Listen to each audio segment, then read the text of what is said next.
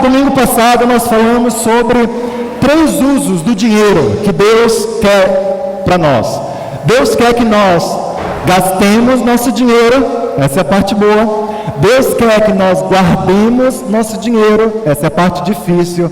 E Deus quer que nós demos nosso dinheiro, amém?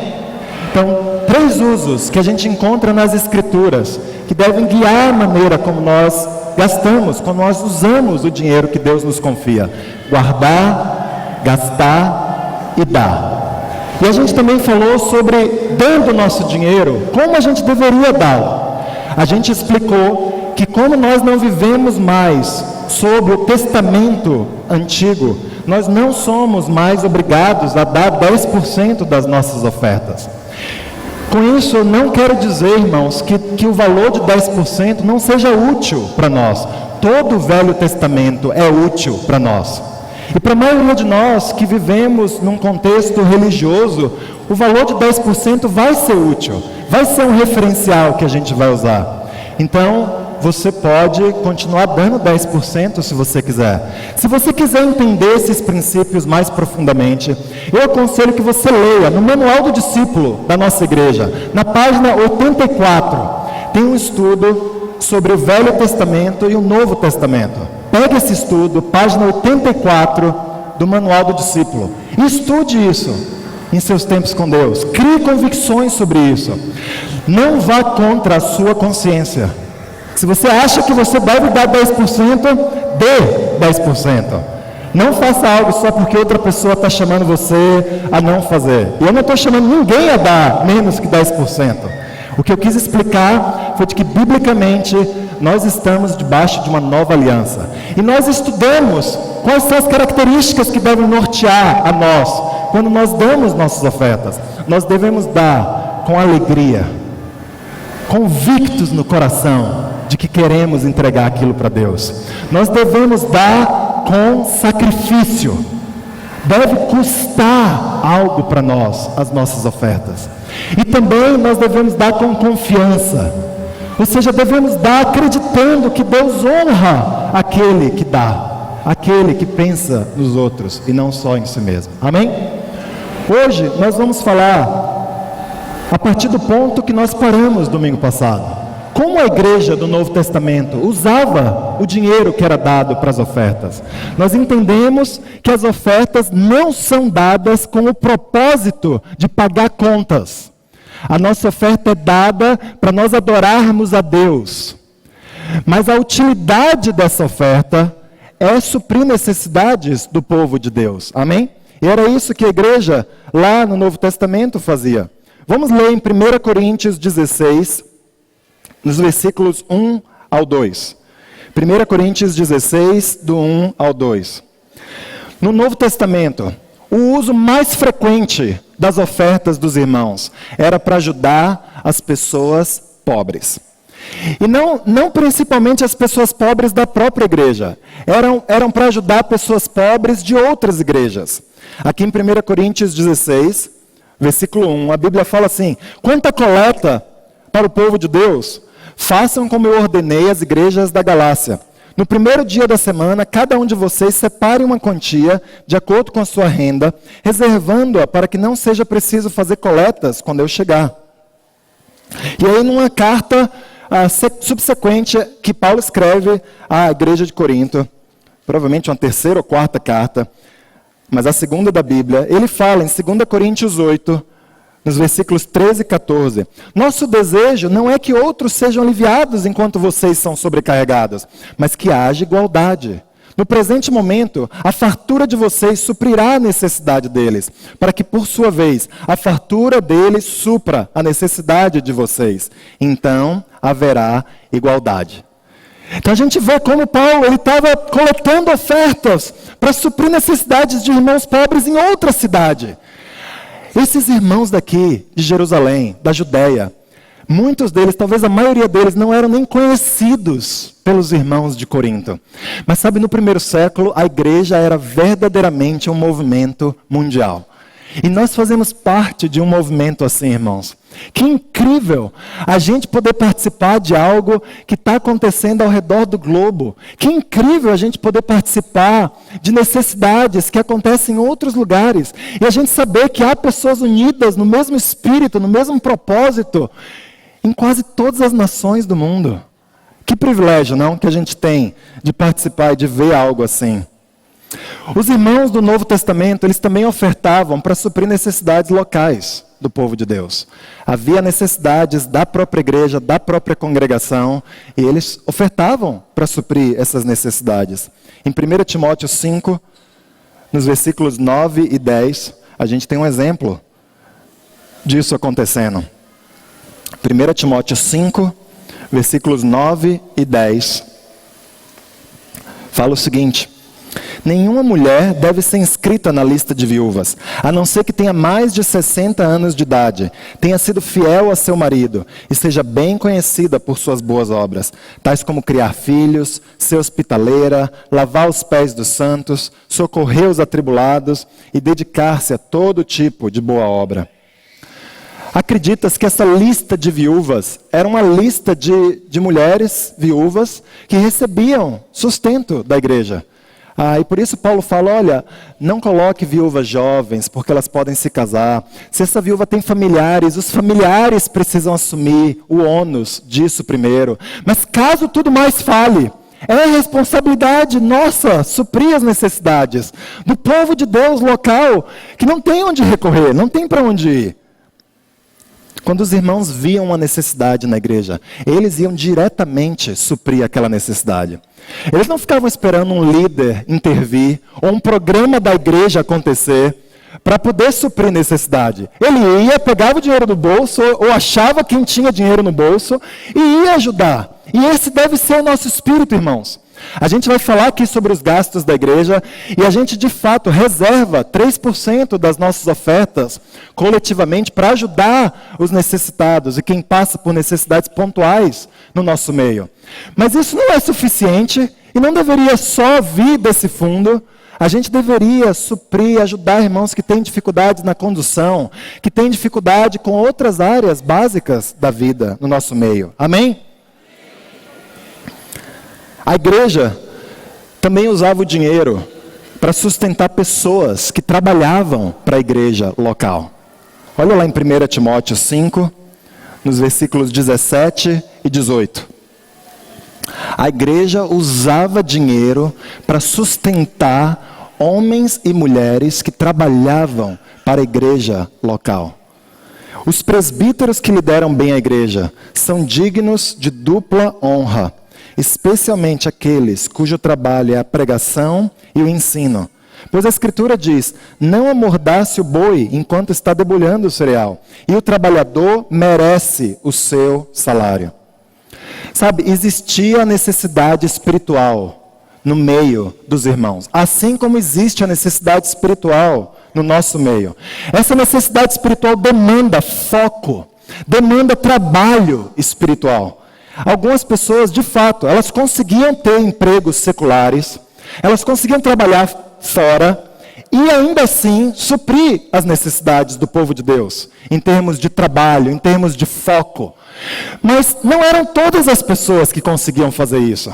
Talvez a maioria das pessoas não conseguiam fazer isso.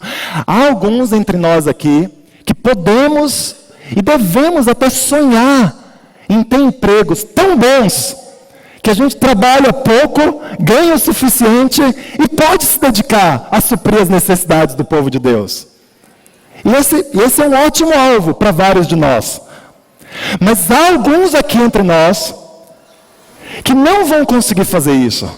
E a igreja tem necessidades espirituais que demandam foco, que demandam tempo, que demandam energia. E alguns homens e mulheres precisam sair dos seus trabalhos e trabalhar para a igreja, para que a necessidade espiritual da igreja seja suprida. Isso não é errado. Não era errado, não é errado e nunca vai ser errado. Nós pagarmos pessoas para trabalharem para a igreja. Amém? É um princípio razoável, é o que Paulo está dizendo. A pessoa dedica, ela precisa de tempo, ela precisa de foco. É justo, é razoável prestar um suporte adequado para a vida dessas pessoas. Sabe, os líderes não são pagos para fazer o resto do trabalho para nós, irmãos. Os líderes são pagos. Na verdade, os líderes não são. Os líderes, existe a necessidade de liderança. E algumas pessoas precisam do tempo e da energia para fazer esse trabalho. Ou seja, é uma oportunidade, há uma necessidade e a igreja supra essa necessidade para que seja possível a pessoa fazer isso. Mas as pessoas não trabalham para a igreja para fazer o nosso trabalho. As pessoas trabalham para a igreja para nos ensinar a fazer o nosso trabalho. Cada cristão nessa igreja ou em qualquer outro lugar é chamado por Deus a fazer o trabalho da vida cristã. O líder não deve fazer mais do que o cristão normal. O líder é só um cristão. E o trabalho de liderança dele não é estudar a Bíblia com mais pessoas, não é ter mais parcerias de oração, não é fazer mais coisa, é ensinar eu e você a fazer o que nós precisamos fazer, amém? Esse é o trabalho. E a gente deve jogar fora da janela a expectativa de que o líder é um super-homem e deve estar atolado das 6 da manhã até as 11 da noite, estudando a Bíblia em sequência com 10 pessoas, tem o tempo de oração com 11 pessoas. Essa não é a descrição do trabalho de um líder espiritual.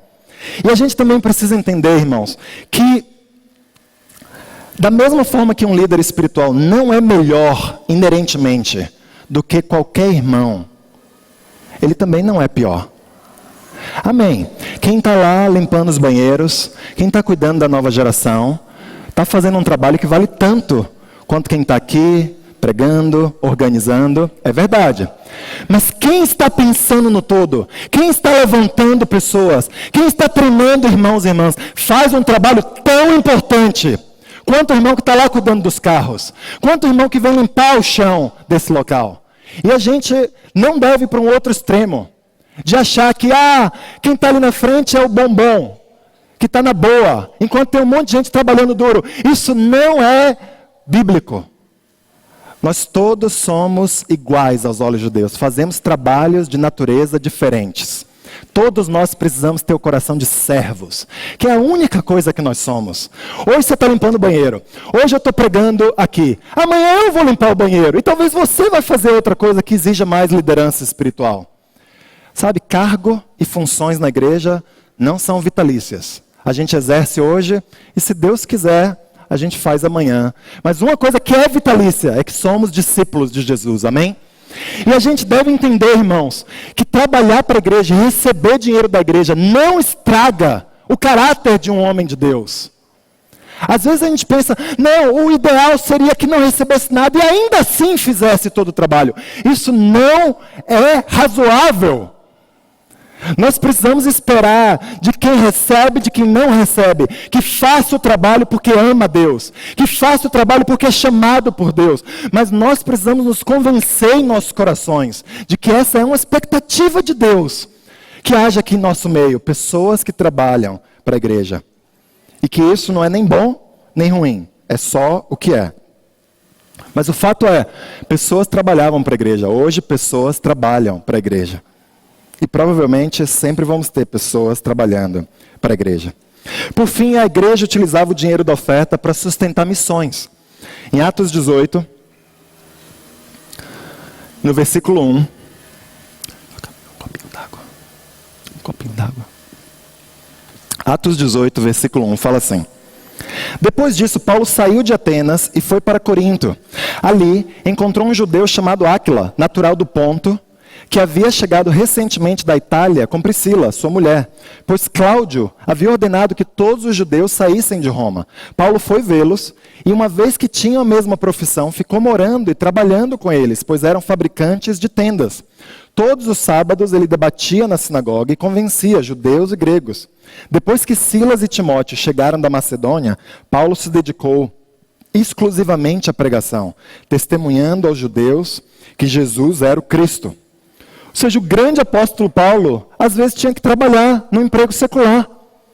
Mas quando ele tinha a oportunidade de se dedicar exclusivamente ao trabalho espiritual, ele o fazia. Mas como ele fazia? Ele fazia isso sustentado pela oferta de irmãos de outra igreja, que estavam enviando dinheiro para ele poder fazer esse trabalho em outros lugares, como missionário. Lá em Filipenses 4, versículo 15, ele fala de novo.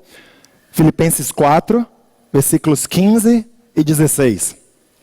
Como vocês sabem, filipenses, nos seus primeiros dias no Evangelho, quando eu parti da Macedônia, nenhuma igreja partilhou comigo no que se refere a dar e receber, exceto vocês. Pois estando eu em Tessalônica, vocês me mandaram ajuda não apenas uma vez, mas 2, quando tive necessidade. Então, de novo, a gente vê aqui a igreja de Filipe ajudando Paulo, não uma vez, não 2 vezes, mas querendo que ele fizesse esse trabalho como missionário.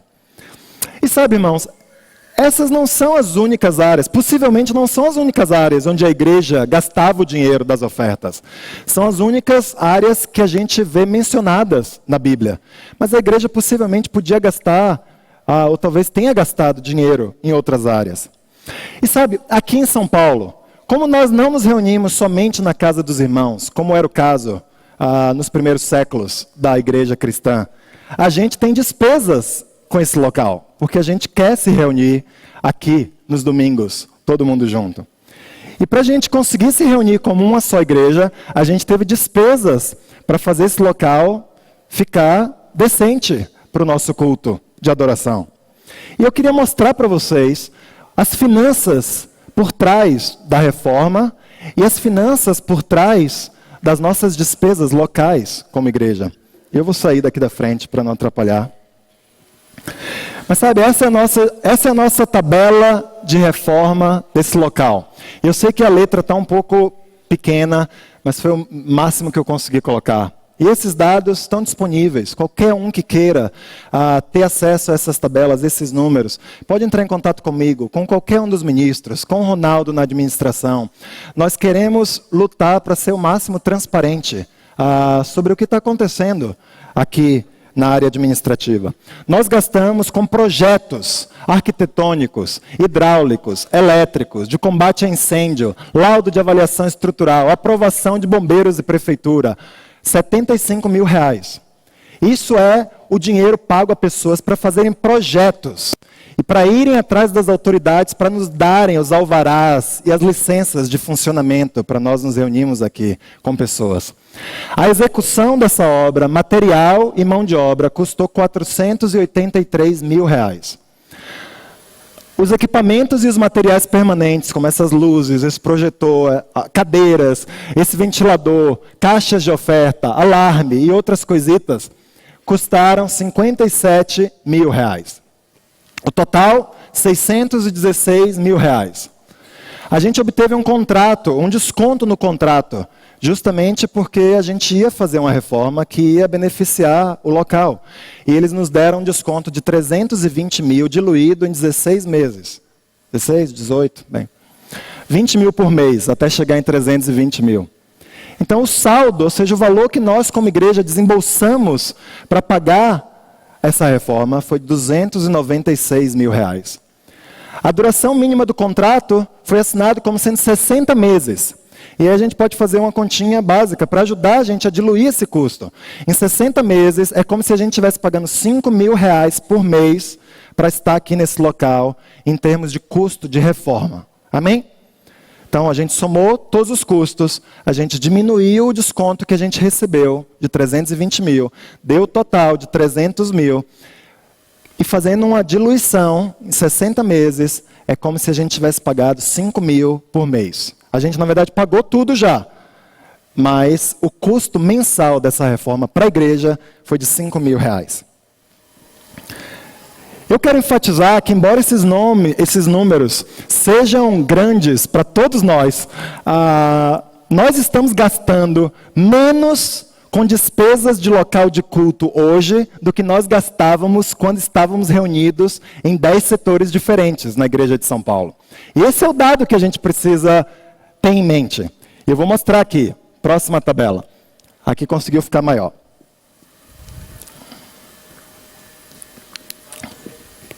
Nós pagávamos, quando nos reuníamos, em setores, 50 mil reais de aluguel mensal. Atualmente nós pagamos 20 mil. O IPTU de antes era 4 mil e agora é 7 mil. A água e luz de antes é 1.000, aqui é 4 mil. Eu quero fazer um apelo, quando a gente usar esse local, vá para o local onde você precisa usar menos energia. Não use água doidamente, só porque é muita gente. Use o suficiente e mínimo que você precisar, amém? Outros custos, como coisas pequenas que a gente somou aqui, eram antes 3 mil e agora 7 mil. E eu coloquei o custo da reforma, aquele custo diluído da tabela anterior, que antes, obviamente, a gente não tinha, e agora a gente precisa somar. Ou seja, antes nós gastávamos 58 mil só com local de cultos. E hoje nós estamos gastando 43 mil reais para ter esse local. Isso é até junho de 2016. Por quê? Porque em julho do ano que vem, aquele desconto de 320 mil acaba. Então, o diluído, né? Então a gente tem essa tabela aqui agora. A gente vai deixar de pagar 20 mil e vai pagar 40 mil. E em julho do ano que vem, a gente vai estar pagando 63 mil reais para estar aqui, comparado com 58 mil reais. São valores de hoje. Mas eu só quero explicar que a gente está hoje pagando menos e daqui a pouco a gente vai pagar um pouco mais. Mas a gente não teve um custo absurdo para a gente conseguir se reunir aqui. Embora o benefício espiritual, eu creio que já está sendo grande para nós. Amém? Como nós pagamos por essa reforma? De onde veio esse dinheiro? Bem, nós demos uma oferta de reforma, amém? A igreja ofertou 70 mil reais para nós pagarmos essa reforma. Arthur Alvim, que tinha começado a se reunir há uns anos atrás como uma igreja autônoma, e de 2014 para cá começou a se aproximar. Ele, com um coração extremamente generoso, decidiram que o dinheiro que eles estavam guardando lá, eles queriam dar para a igreja. E eu quero agradecer a vocês. Eu sei que vocês fizeram isso de coração, mas supriam uma necessidade enorme do povo de Deus.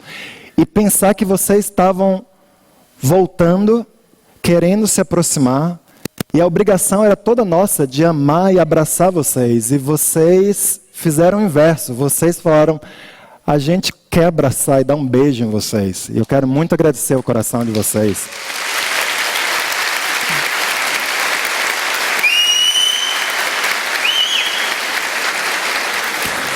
A igreja tinha reservas e nós usamos 496 mil dessas reservas para custear o que faltou dos 616 mil.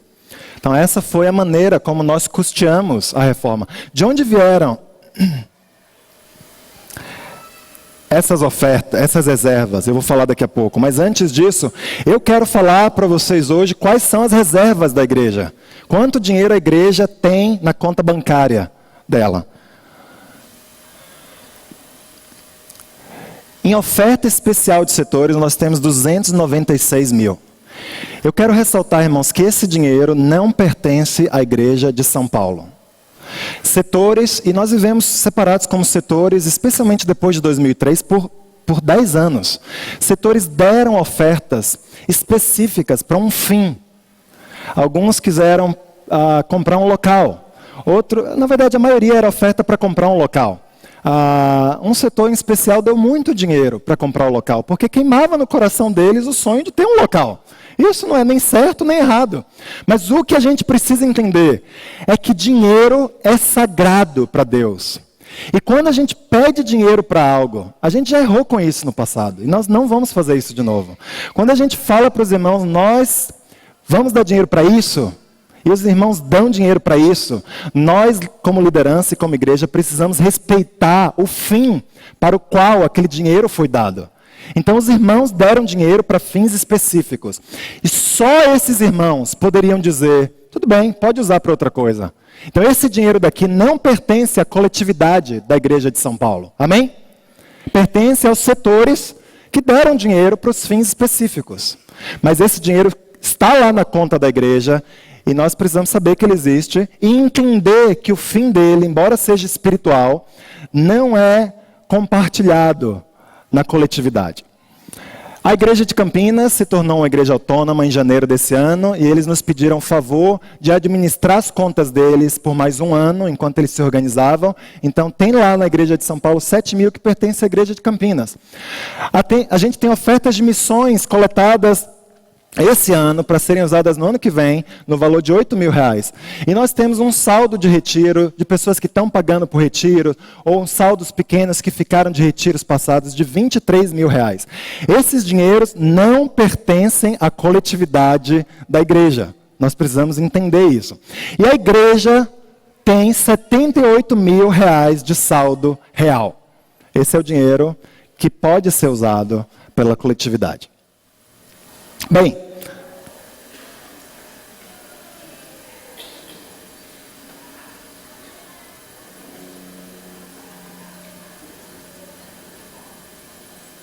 eu quero enfatizar que a igreja não tem um centavo de dívida. Amém? Nós não devemos nada, não queremos dever nada, nós vamos cortar nossos gastos até onde precisar cortar, mas não vamos entrar em dívida. Porque isso não é um princípio espiritual saudável. Mas eu quero enfatizar aqui que a nossa reserva de R$78 mil, se você tem uma reserva de R$78 mil, glória a Deus. Mas para nós, como igreja, uma reserva de R$78 mil é muito pouco. Sabe, situações acontecem. Nós estamos lidando com a vida de pessoas que trabalham para a igreja. Administrativamente, nós precisaríamos ter uma reserva mínima de 3 vezes o valor das nossas despesas mensais, para nós estarmos tranquilos. Nós estamos longe de ter isso. Estávamos assim antes da reforma, não estamos mais. Então esse valor daqui, a gente tem ainda R$80 mil. Isso não paga nem as despesas de agosto. Entende? A gente nem está positivo para pagar as despesas do mês que vem. Eu queria ressaltar isso. Eu queria falar para vocês como nós temos gastado o nosso dinheiro mês a mês. Vamos ver a tabela de despesas mensais. Sabe, nós pagamos, hoje há 15 pessoas que recebem da igreja. Então o sustento desses ministros, homens e mulheres, custa à igreja R$73 mil. Isso inclui salário, benefício, isso inclui cada centavo que sai da igreja para o sustento dessas pessoas. Nós, para mantermos esse local de culto, hoje gastamos R$43 mil. O Ministério das Crianças da Nova Geração consome R$4 mil.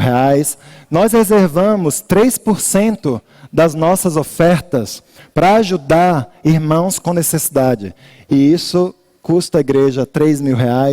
Nós separamos dinheiro para fazer eventos, para enviar pessoas a treinamento, para enviar ministros a conferências, para trazer pessoas para virem aqui, dar aulas, nos influenciar, para nós termos contato com o resto dos cristãos em outros lugares. Isso custa R$3 mil mensais.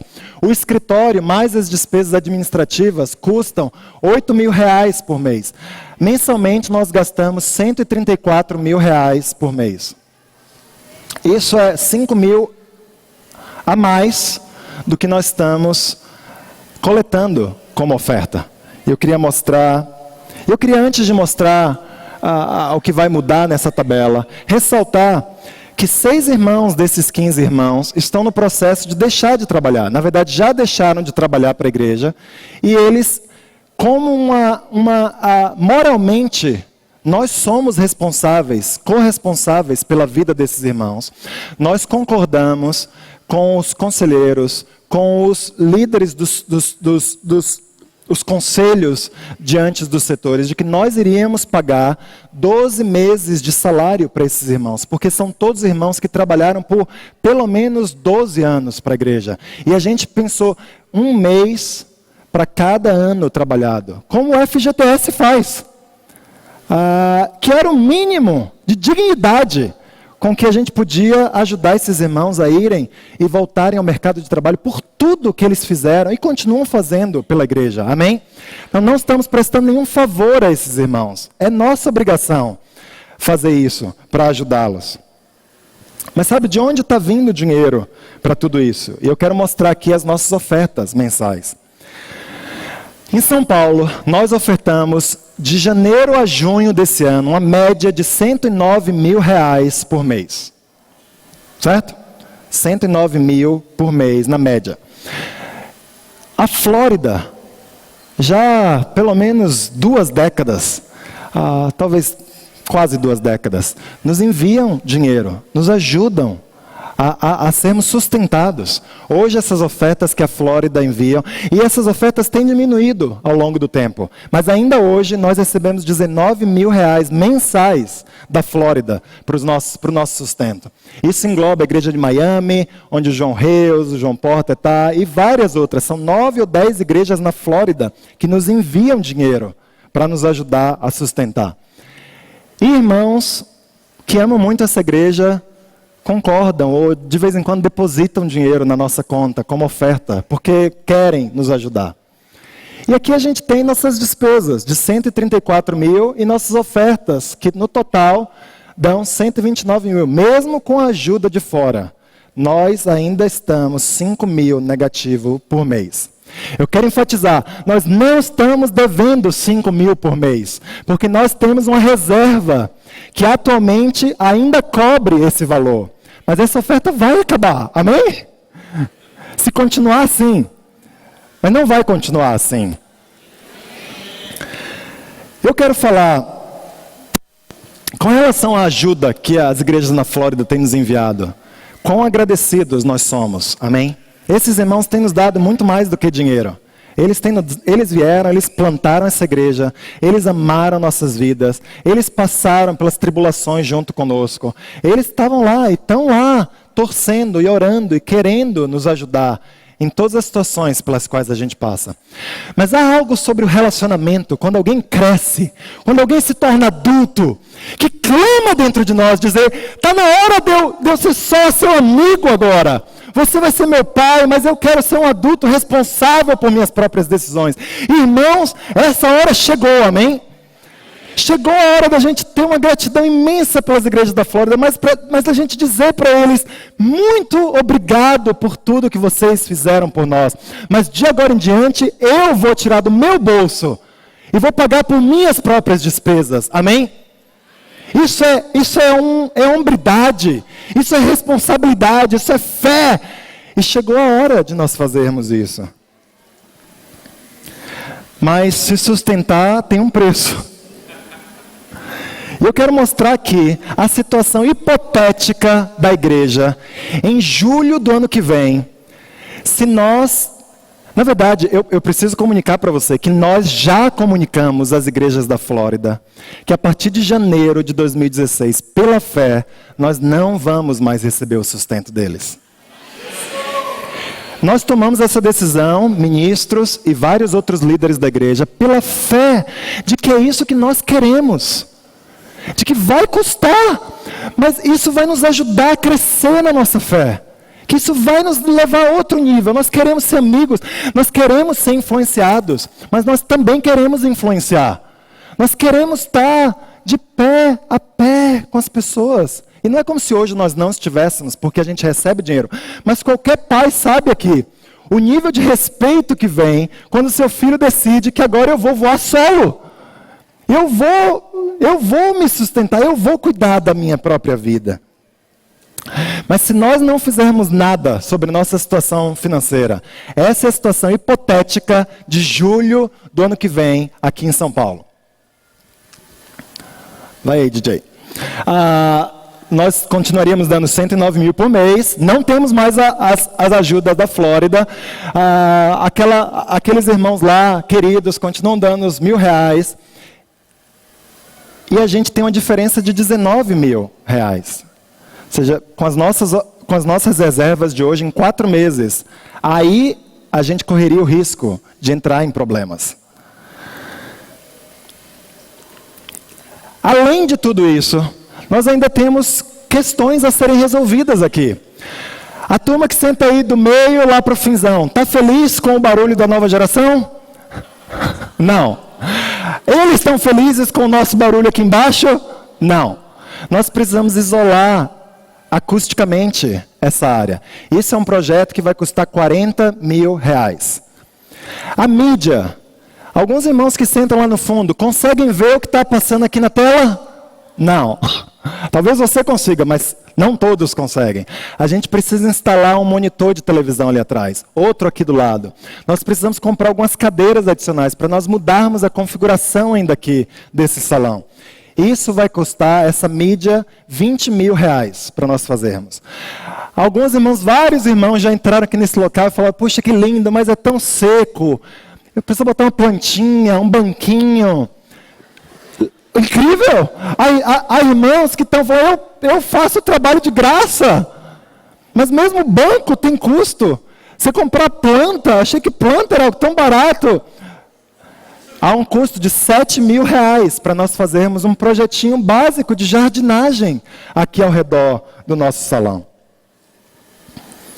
Bem, deu para pintar o panorama, não é verdade? Ou seja, nós não só não estamos pagando por nossas despesas mensais com o valor das nossas ofertas, mas a gente não tem dinheiro para fazer as coisas que a gente quer fazer, para ter um local de adoração mais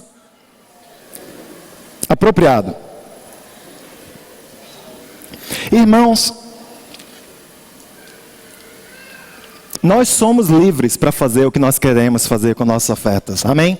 Nós vimos isso não muda por causa da necessidade. O objetivo de tudo isso não é constranger você, uau, como que você fala que não é para dar 10% e aí mostra tudo isso? Sabe, nós precisamos dar nossa oferta. Eu acrescentaria um quarto ponto a como nós damos nossa oferta. Nós precisamos dar nossa oferta com amor pela igreja. Você pode dar sua oferta para o pobre na rua. Você pode dar sua oferta para uma instituição de caridade. Não há nada biblicamente que te impeça de fazer isso. Você pode dar sua oferta até para outra igreja. Você pode fazer isso. Mas se nós fazemos essas coisas, sabendo que a necessidade local é tal, que não está sendo suprida, será que a gente está agindo com amor?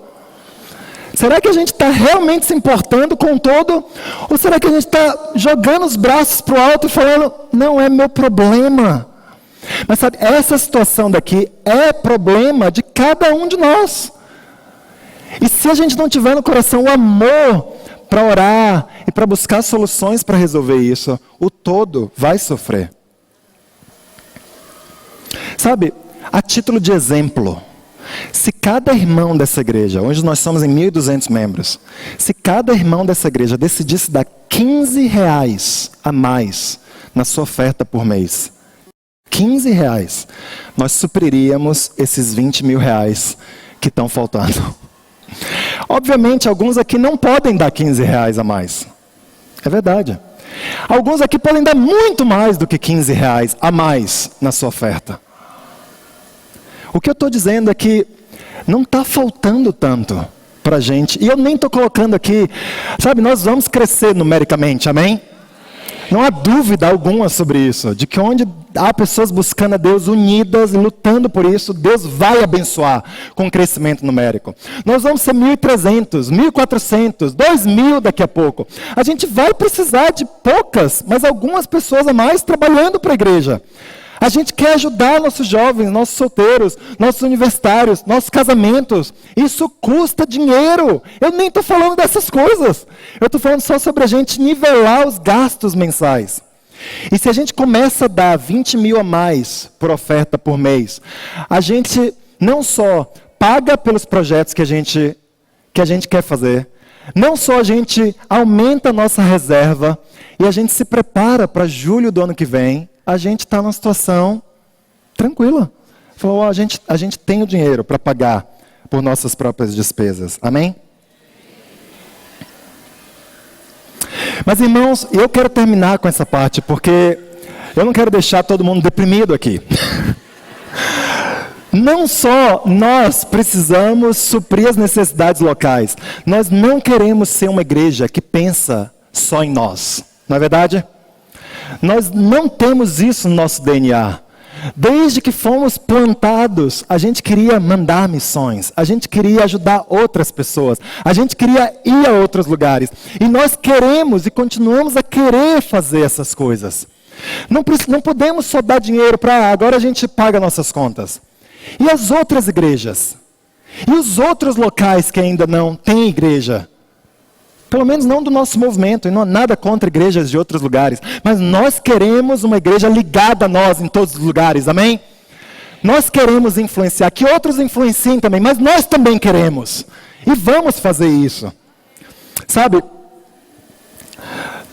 domingo passado eu preguei de menos, então hoje eu estou descontando. Mas a gente precisa terminar com isso. Há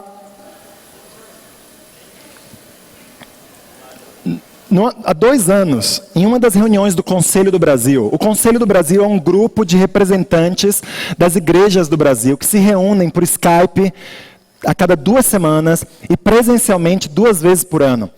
Nós estávamos lá reunidos e pensamos, puxa, a gente precisa fazer algo para voltar a enviar missões. E a gente então decidiu criar um grupo, chamar alguns irmãos para participarem de um conselho de missões. Esse conselho de missões tinha o objetivo de quebrar a cabeça junto para fazer um plano. Como então nós vamos voltar a enviar missões? E esses irmãos têm se reunido semana atrás de semana, quebrado a cabeça, trabalhado, feito planos, e eles têm quantificado quanto custa enviar essas missões. Quanto custaria para enviar uma missão para Fortaleza? Quanto custaria para a gente enviar uma missão para Ribeirão Preto?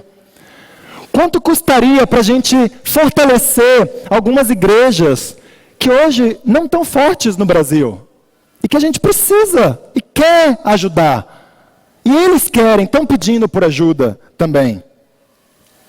E esses irmãos têm feito esses planos. Eles têm entregado esses planos ao Conselho do Brasil.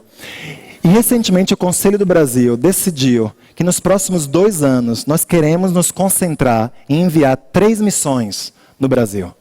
Uma dessas missões é uma missão de apoio à igreja de Recife.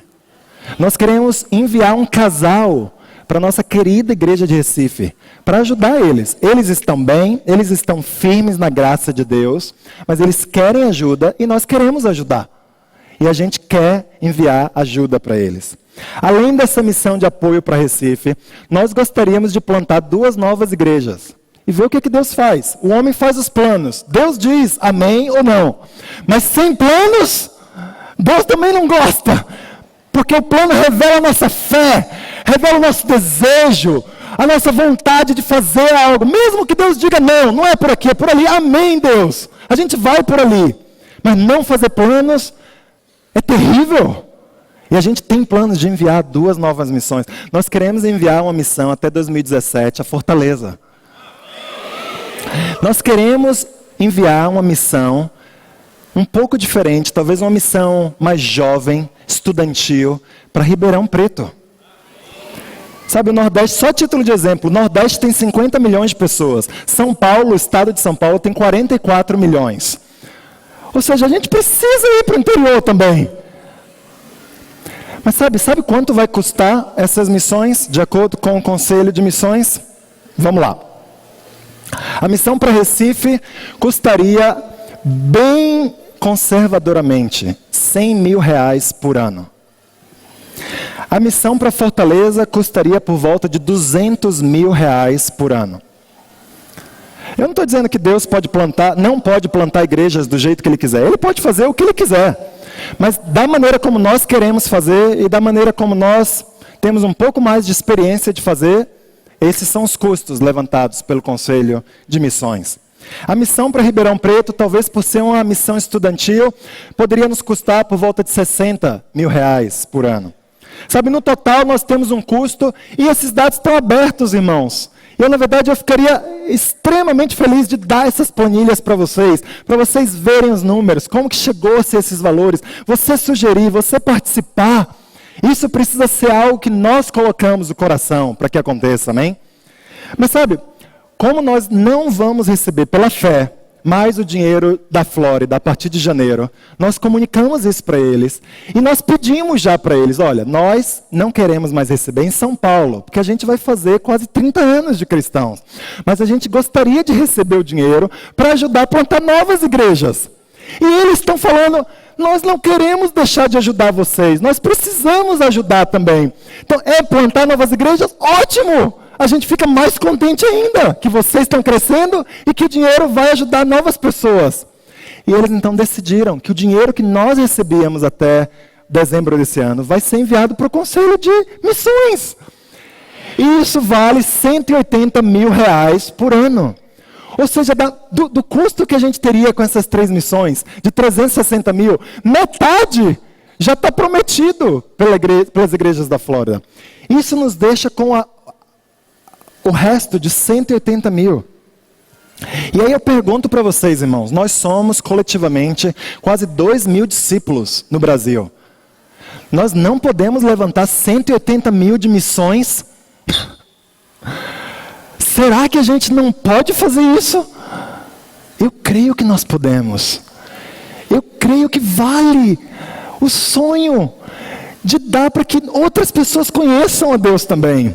Para que a gente tenha nosso nome marcado pela eternidade, de ter feito parte de algo grande, algo maior do que qualquer um de nós poderia fazer sozinhos.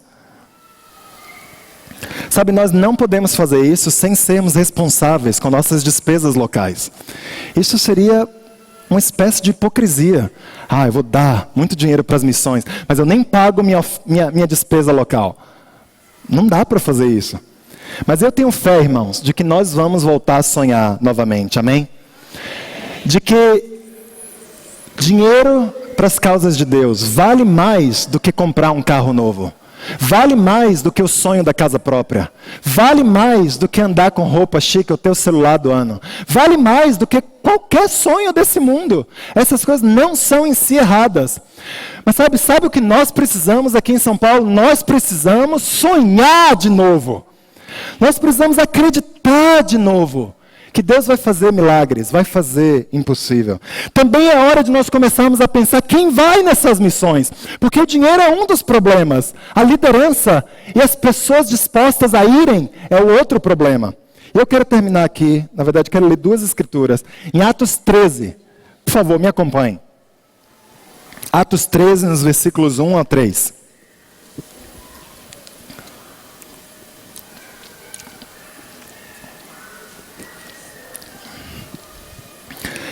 Na igreja de Antioquia, havia profetas e mestres, Barnabé, Simeão, chamado Níger, Lúcio de Cirene, Manaém, que fora criado com Herodes, o tetrarca, e Saulo. Enquanto adoravam o Senhor e jejuavam, disse o Espírito Santo: separem-me Barnabé e Saulo para a obra que os tenho chamado. Assim, depois de jejuar e orar, impuseram-lhe as mãos e os enviaram.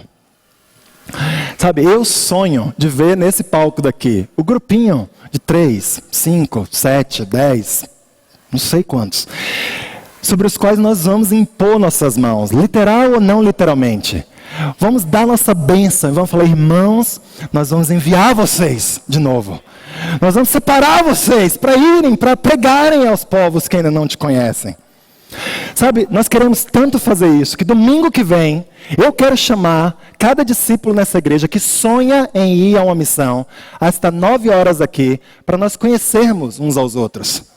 Então, se você sonha em ir para uma missão, domingo que vem, esteja aqui na igreja, aqui embaixo mesmo, às 9 horas da manhã, para nós batermos um papo, amém? E começarmos a sonhar um pouquinho. Eu quero chamar e terminar agora, indo lá em Isaías capítulo 6. Eu quero terminar, irmãos, lembrando a todos nós que somos discípulos, que nos arrependemos dos nossos pecados, que fomos batizados para o perdão dos nossos pecados, em nome de Jesus, do Pai e do Espírito Santo. Eu quero lembrar a cada um de nós a experiência que nós tivemos em um dia em nossas vidas. Em Isaías 6, no versículo 6, a Bíblia fala que logo um dos serafins voou até mim, trazendo uma brasa viva, que havia tirado do altar com uma tenaz. Com ela tocou a minha boca e disse: veja, isto tocou os seus lábios, por isso a sua culpa será removida, e o seu pecado será perdoado.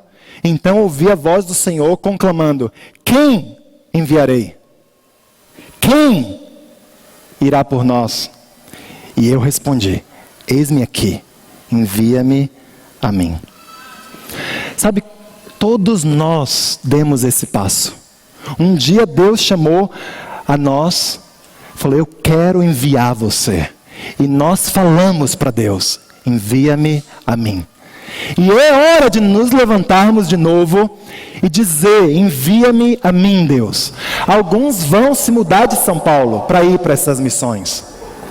Outros precisam se levantar e deixar nosso dinheiro ir para fora de São Paulo, junto com essas missões.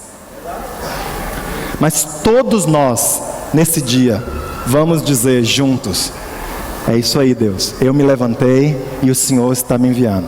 Envia-me a mim. Que Deus envie a igreja de São Paulo, o espírito dessa igreja, novamente, para outros lugares. Que a gente seja responsável com o dinheiro que Deus tem nos dado. Que a gente supra nossas necessidades locais. E muito mais do que isso, que a gente sonhe com o impacto eterno que esse dinheiro vai produzir em outros lugares. Amém, irmãos? Muito obrigado.